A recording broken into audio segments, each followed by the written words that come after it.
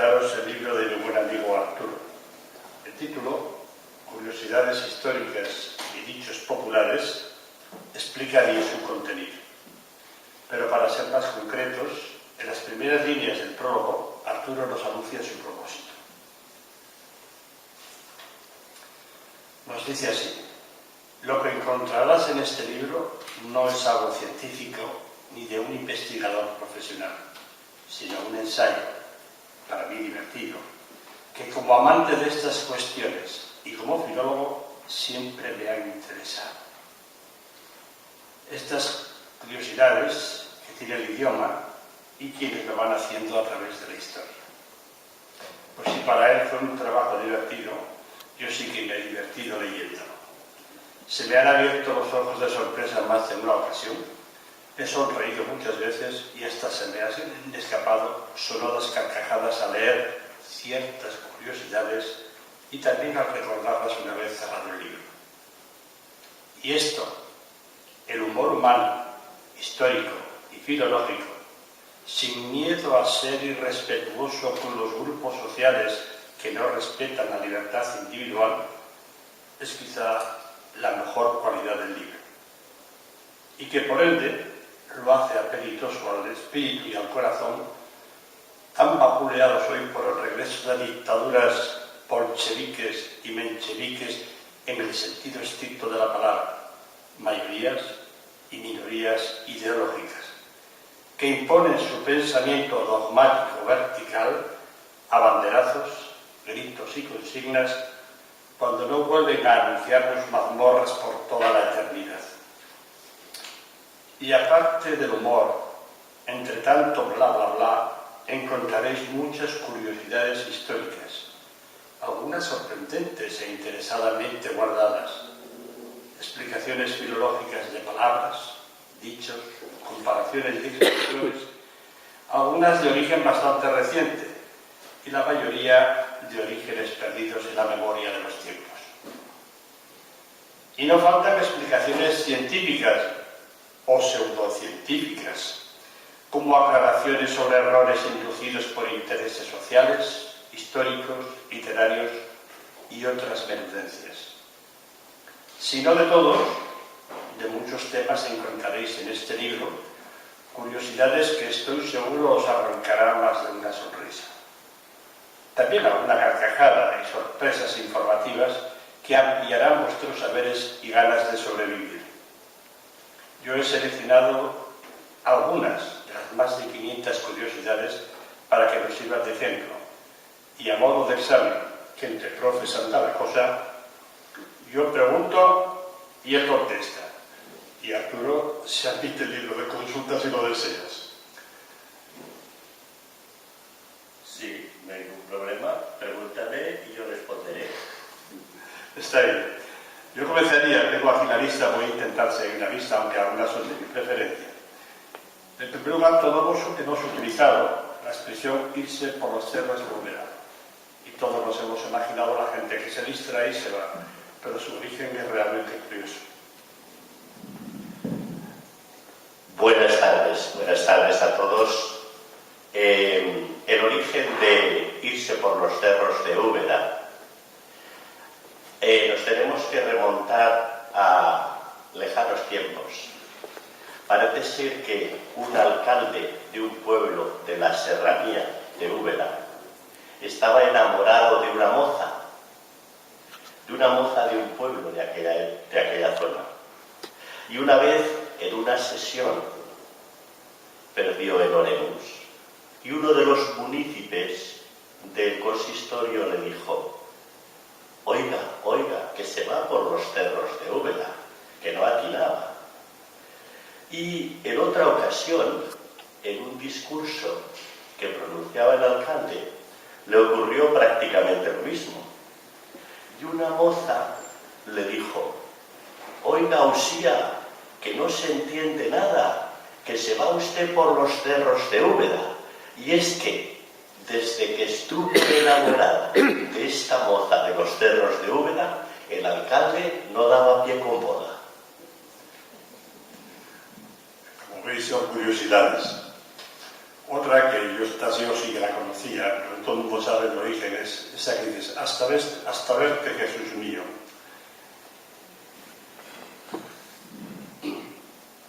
Hasta verte, Jesús mío. Esta expresión, por ejemplo, yo concretamente la he oído en algún pueblo cuando bebían un vaso de vino y lo querían apurar, decían, hasta verte, Jesús mío. ¿Por qué?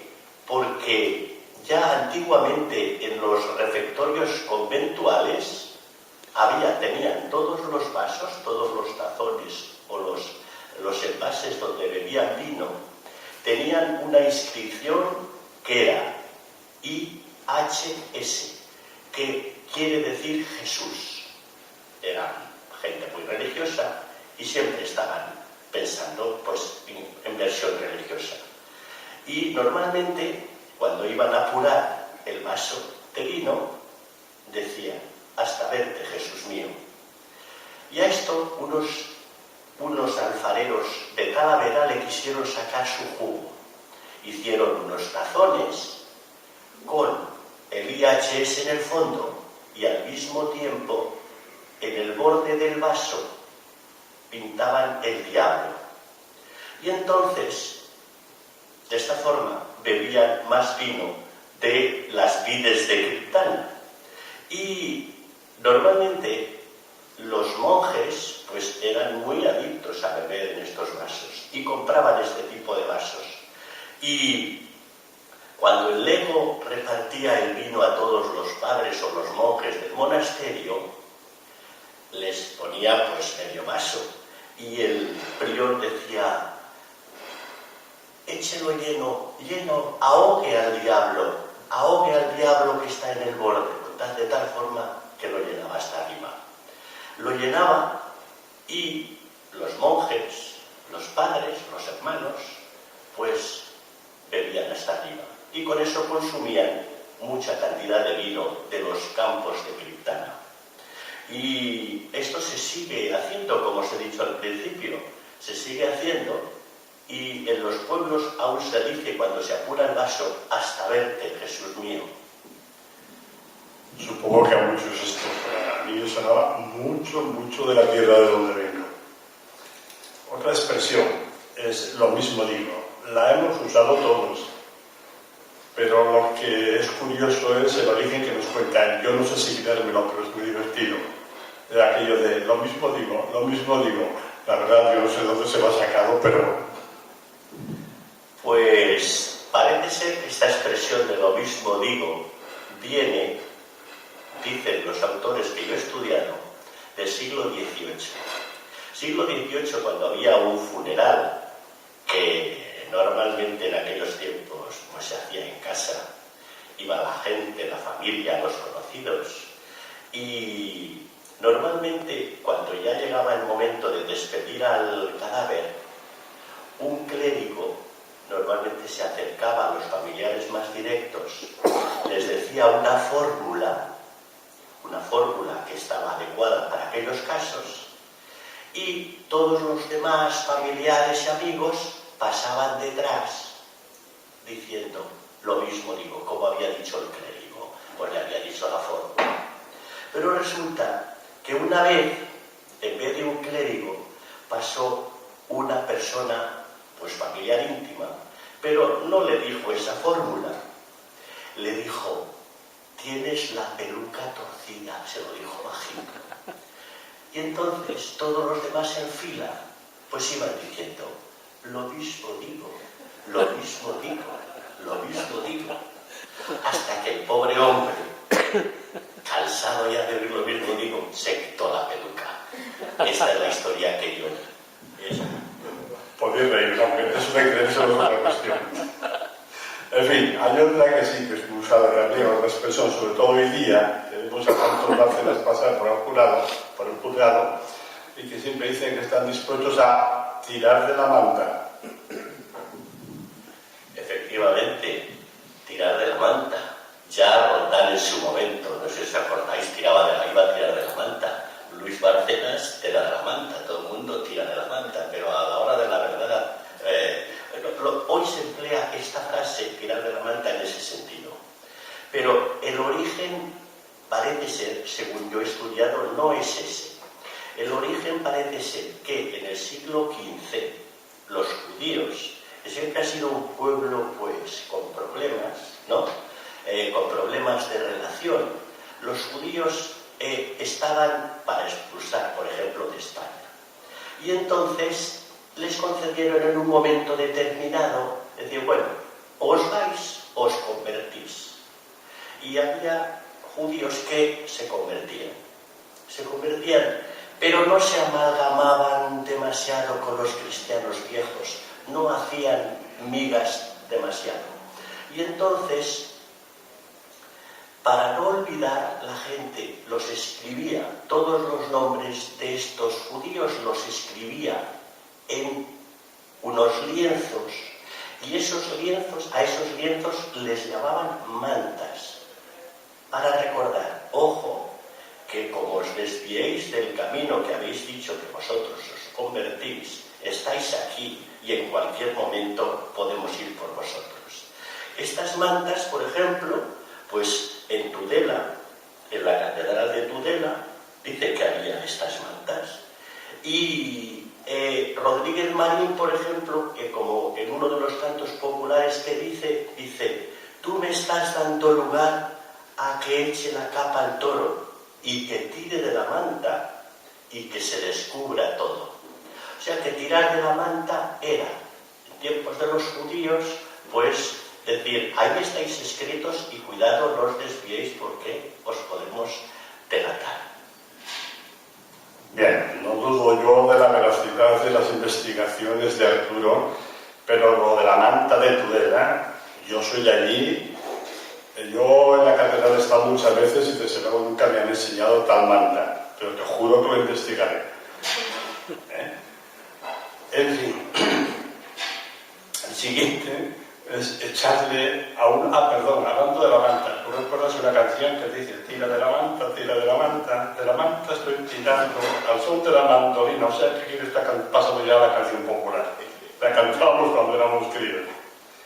Bien, la siguiente que le quería preguntar y que tiene un humor bastante negro es aquella expresión de echarle el muerto a uno. Porque en realidad nosotros decimos para echar la culpa a alguien de algo, pero es que en aquella época, y esto sí que parece ser que tiene visos de verdad, era un poco macabro. Pues echarle el muerto a uno dice que proviene de la Edad Media. La Edad Media, cuando encontraban un cadáver, si sabían quién había matado al cadáver, pues tenía que pagar una multa, pero muchas veces no se descubría quién era el criminal. Y entonces los pueblos donde se encontraba este cadáver tenían que pagar una multa. ¿Qué hacían entonces los pueblos? Para evitarse pagar la multa, normalmente si se encontraba el cadáver, ponerlo en terreno del pueblo vecino. Con lo cual le echaban el muerto al pueblo vecino y así se libraban de pagar una multa. Parece ser que este es el origen del dicho este, echarle a uno el muerto. Está bien, muy bien. Después hay uno que podría ser también de mucha actualidad. La verdad es que lo cuente, ni lo he introducido yo, pero prefiero que lo cuente él. Hay una frase que yo nunca había oído, pero que después he mirado y lo he oído en alguna parte. Dice, viva Fernando y vamos robando. Venga, esto va por políticos. Pues sí, parece ser que esta frase se decía a principios del siglo XVIII, sobre todo entre los años 1815 y 1823, que como sabéis seguramente estaba reinando Fernando VII. Fernando VII fue uno de los gobernantes de la historia más nefastos que ha tenido España. Después Isabel, su hija, en fin. Fernando VII, un desastre. De aquel que se dijo lo de las carambolas, ¿no? Así le han dado ocasión al nuevo adagio que repiten hasta los niños por las calles, que dice, viva Fernando y vamos robando. Fernando VII robaba todo lo que podía. Bueno, parece que eso nos ha quedado de herencia. Y se podría hacer cualquier regla en vez de Fernando o cualquier otro. Muy curioso. Bien, después también hemos visto todos el cuadro del Bobo de Coria y no sabemos quién es este Bobo de Coria. Yo tuve la suerte, porque tuve una copia en casa, hace tiempo yo lo miré, pero ahora me he encontrado con que de una forma divulgativa Arturo nos lo presenta. Del Bobo de Coria hay varias versiones. Una de ellas, sabéis que el Bobo de Coria estaba en Plasencia, en Extremadura, y parece ser que se aplicaba a uno que había hecho un puente que no pasaba río. O sea, el río pasa por un sitio y el puente está en otro. Y entonces dijeron, el Bobo de Coria, porque mira que hacer un puente y no pasar río, pues no. Pero seguramente es que en un momento determinado hubo algunos terremotos, movió el destino del río. Bueno, pero a este de Plasencia, Extremadura, a este arquitecto, ya del tiempo de los romanos, a este le llamaban el Bobo o el Tonto de Coria. Y había otro Bobo Tonto de Coria que Velázquez lo plasmó en sus cuadros. Hay un cuadro de Velázquez que sale este Bobo de Coria, que era un bufón que llegó a servir a Felipe IV. Este Bobo de Coria era encantador, tenía un gracejo especial, hasta tal punto que el duque de Alba, no se separaba de él, porque le hacía pasar ratos muy agradables. Y cuando se lo presentó al rey Felipe IV, le dije, oye, me encanta. Y le dijo al duque de Alba, me lo quedo yo. Y este era el Bobo de Coria. Y hay otro Bobo, que podríamos decir que es un Bobo de Coria. Dicen que en una ciudad aragonesa, un mendigo al que llamaban Santiaguico era medio tonto. Y un día este Santiaguico medio tonto fue citado por el juzgado y el juez le dijo, hay una denuncia contra ti por hurto de una gallina. Él respondió, ganicas de enredar, señor juez. Y el juez le dice, porque la gallina se pasó volando del corral del vecino al mío. Como la tapia era muy bajita, pero te quedaste con la gallina, le dijo el juez. Como soy medio tonto, contestó, y si una gallina de tu corral se hubiera pasado ante el vecino, ¿hubieras consentido que él se quedara con ella? Dice, señor juez, entonces sería tonto del todo. Como veis, el humor es el valor más importante de este libro, es el humor. Bien, y pasando adelante de tontos, de ladrones y demás, llegamos ahora a un tema escatológico también. Todos hacemos chistes de lo que llamamos amarillos, ¿no? Pues aquí nos viene una historia que parece ser que tiene visos hasta de ser verdad, pero desde luego es muy divertida.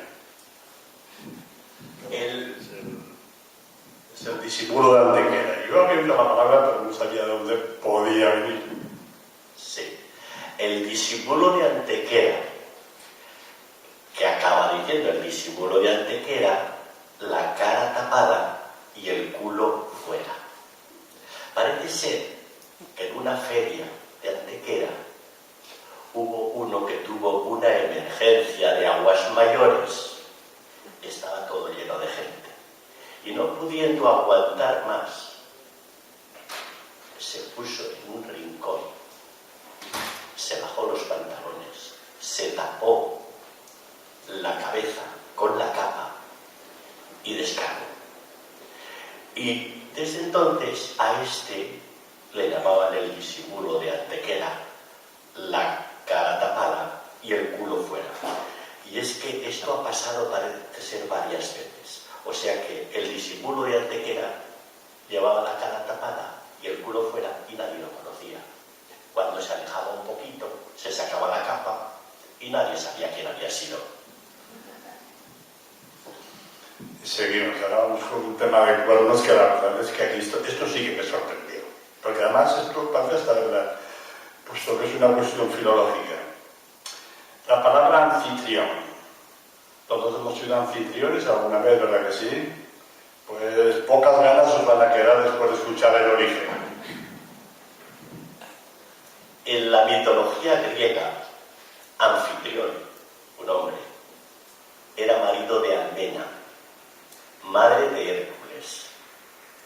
Y mientras Anfitrión estaba en la guerra, concretamente en la guerra de Tebas, Zeus, el dios importante, tomaba la forma humana y se acostaba con Almena. Llegó un momento en que esto trascendió cuando quedó embarazada y quisieron aclararlo.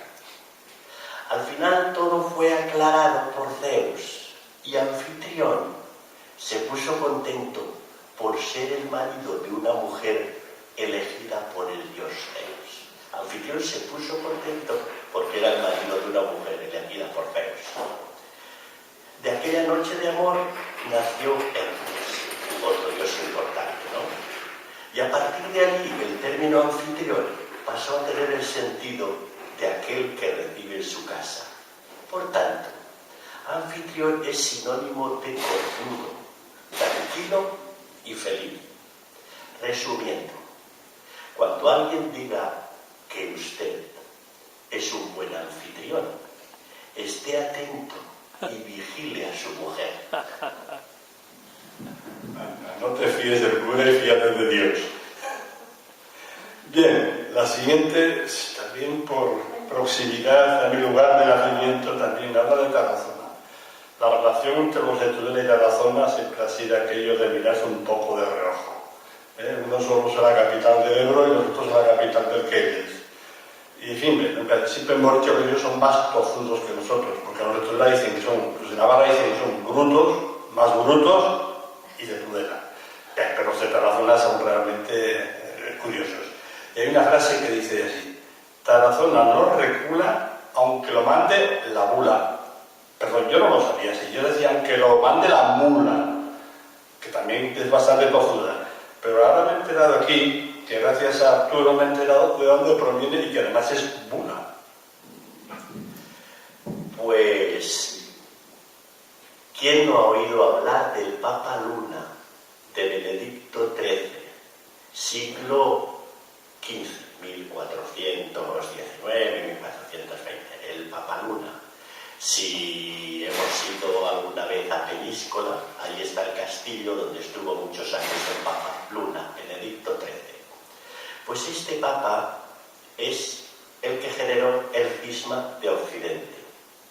O sea, en ese momento había dos papas, el Papa oficial y el Papa no oficial. El Papa no oficial era el Papa Luna, que se tuvo que ir a Aviñón, pero como una ciudad francesa. Pero como era el Papa Luna era de Aragón, la gente de Aragón luchó mucho por mantenerse fiel a él. Y entonces todos los pueblos, o la mayoría de los pueblos de Aragón, mantuvieron su lealtad a Pedro de Luna, que así se llamaba. Incluso cuando fue depuesto y declarado hereje, los de Aragón persistían y les mandaban bulas diciendo que les iban a excomulgar. Y los de Tarazona, sobre todo los de Tarazona, se mantuvieron.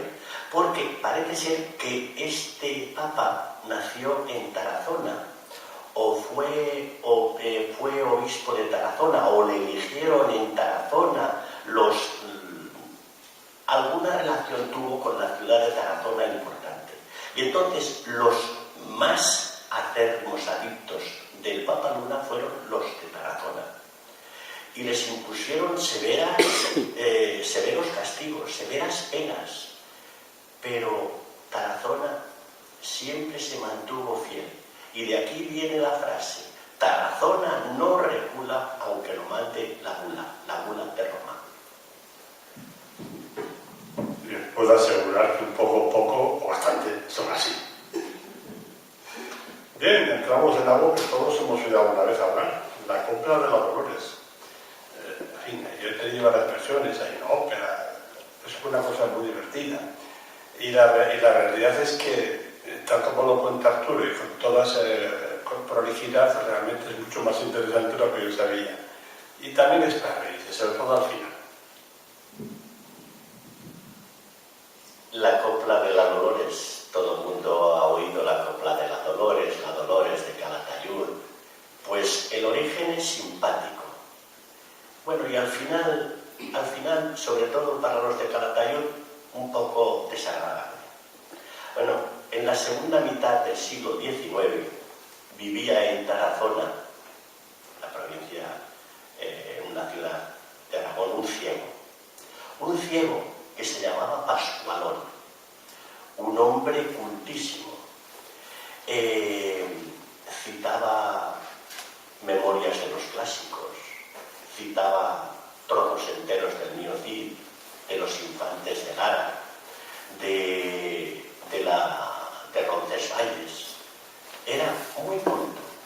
Y normalmente cuando se aproximaba el buen tiempo, salía de su pueblo e iba hacia un recorrido, iba hacia Castilla, por muchas ciudades, y en las plazas se ponía a explicar sus cosas, su cultura, y así se ganaba la vida porque la gente le iba echando monedas. Y un día recaló en Calatayud, y en Calatayud estuvo en una posada, empezó a cantar coplas y la gente le aplaudía rabiar. Y en un momento salió una moza en Calatayud que, viendo aquel gracejo y aquella cultura que tenía, pues hizo un esfuerzo muy superior al de los demás y le puso unas monedas que el ciego, cuando supo lo que le había puesto, enseguida dijo: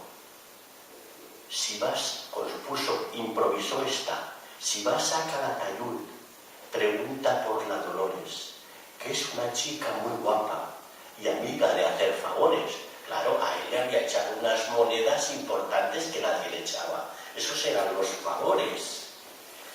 Y entonces, más tarde, un escritor que se llamaba José Feliu Codina, era catalán, pasó por Binèfar y vio a otro ciego que estaba cantando algo de esto de la Dolores y oyó la palabra favores. Entonces, a la palabra favores pensó: si hago una obra de teatro con el sentido de estos favores, va a tener un éxito. Así lo pensó y realmente así lo hizo. Hizo una obra que se estrenó en 1893 y tuvo un éxito rotundo en Madrid. Pero los de Calatayud, cuando se enteraron, se sintieron amoinados, se sintieron ofendidos, vilipendiados, disgustados. Y entonces hicieron un certamen como desagravio. Y se presentaron hasta 11.000 coplas.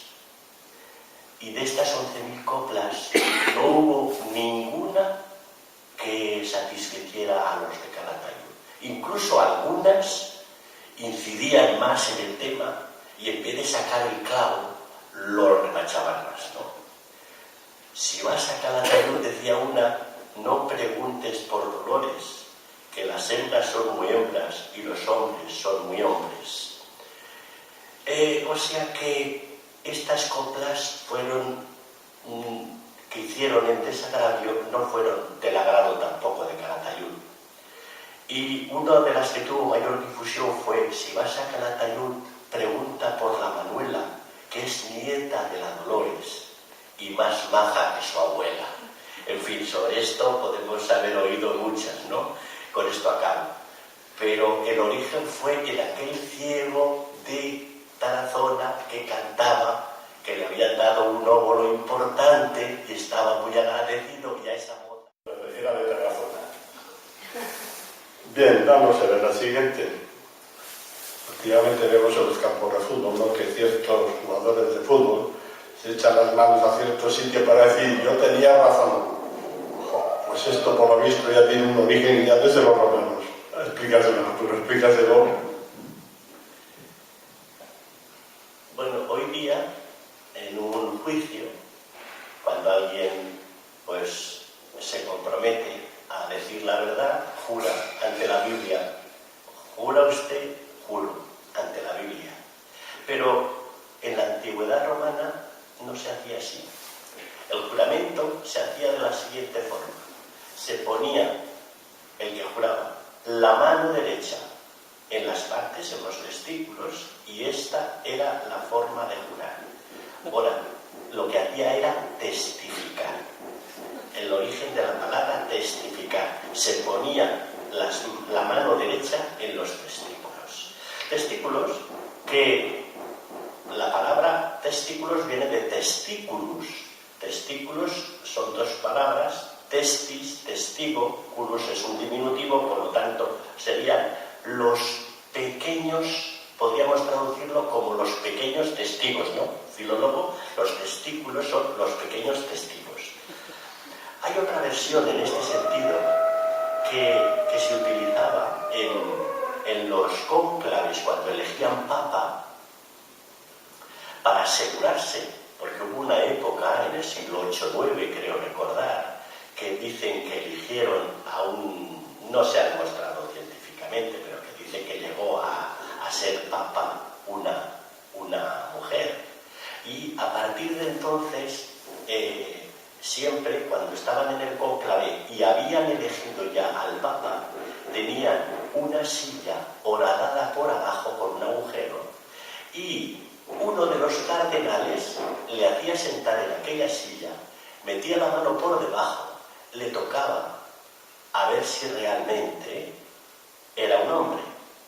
Era una forma también de testificar. Les decía, testifico que es un hombre. Naturalmente ese hombre no acabó con un Balgea porque levantaba la silla que se llama gestatoria, que le narran a los testigos. Bien, la siguiente, a mí yo cuando empecé de maestro me decían, tú no serás el maestro Ciruela. Jamás investigué de dónde provenía esa expresión ni qué quería decir. Es una cosa que yo pasé por alto. Pero por lo visto él no la ha pasado por alto.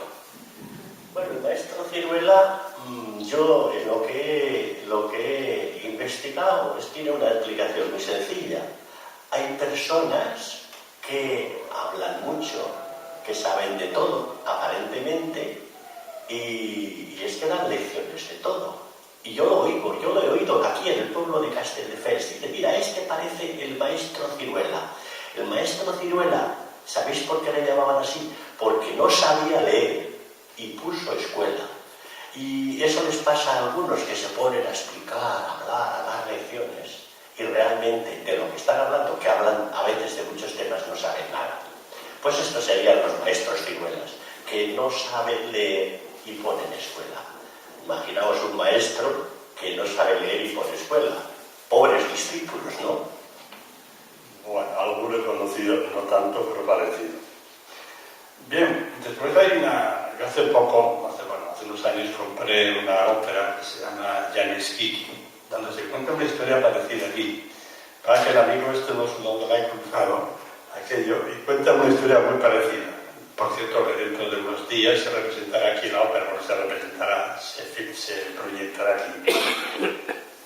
La expresión es, o se tira de la cuerda para todos, o no se tira. Y yo sí la había oído. Adelante.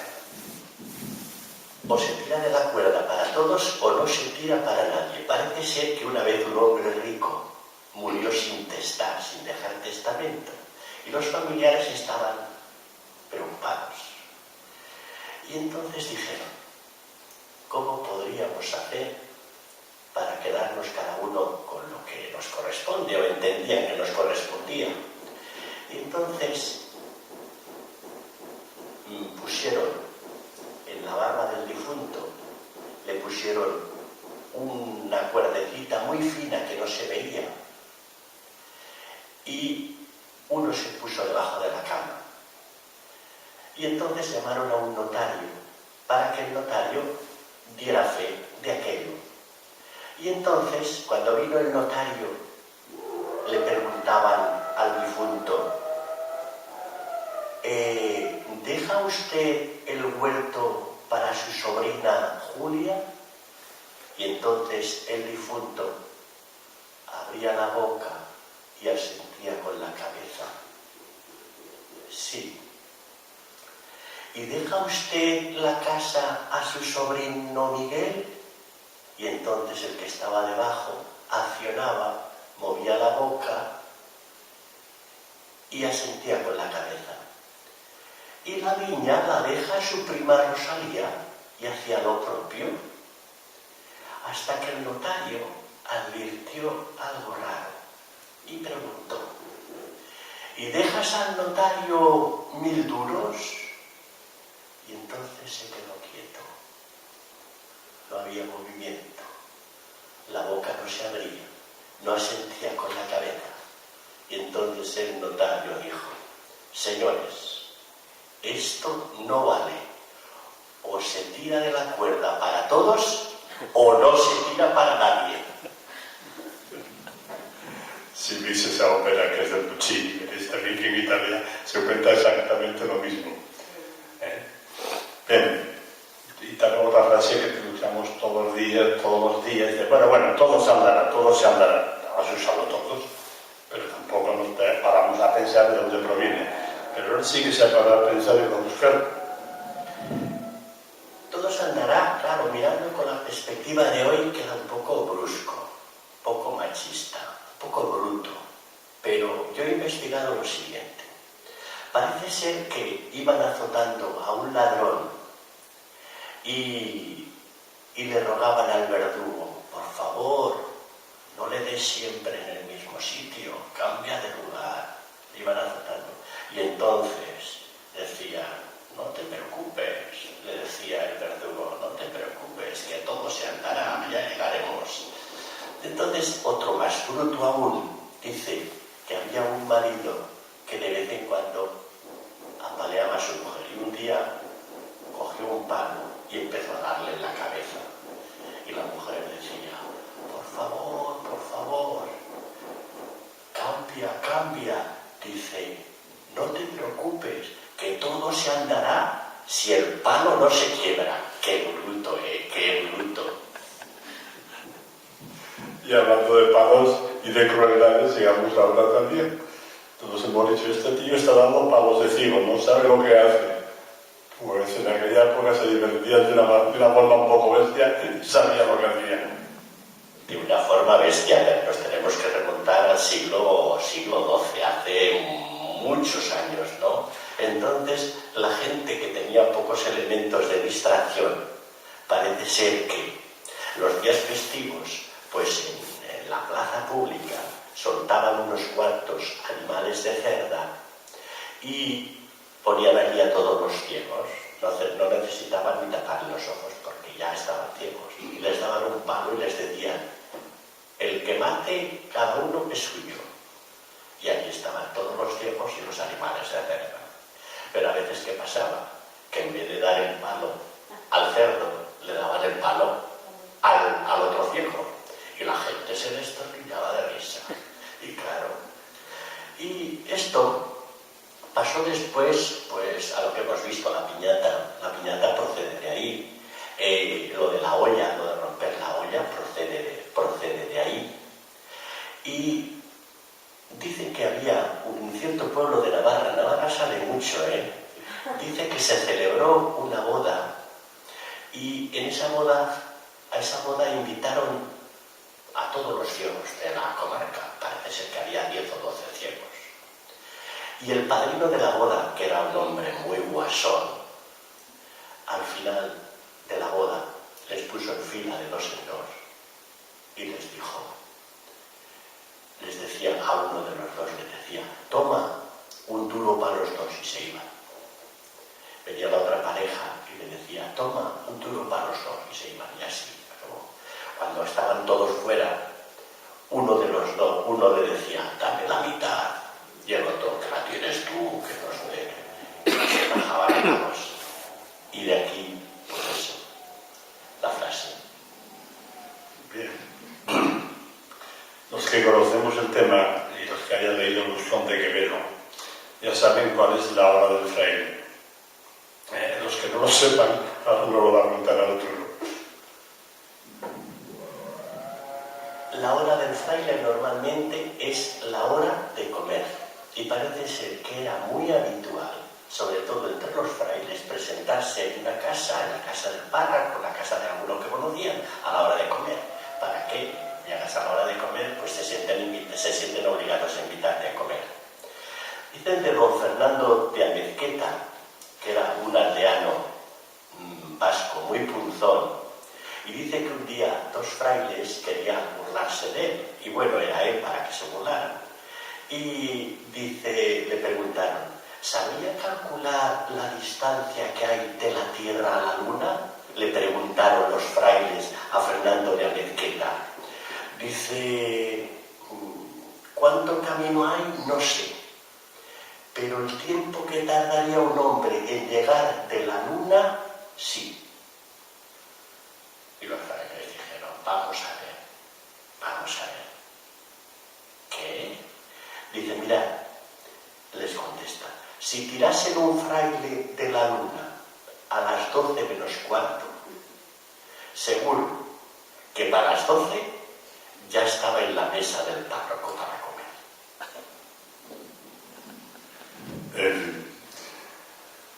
Bien, y para terminar esta serie de citas, hay una muy interesante que está en la página 306. Los que tengáis el libro lo podéis abrir y seguirlo.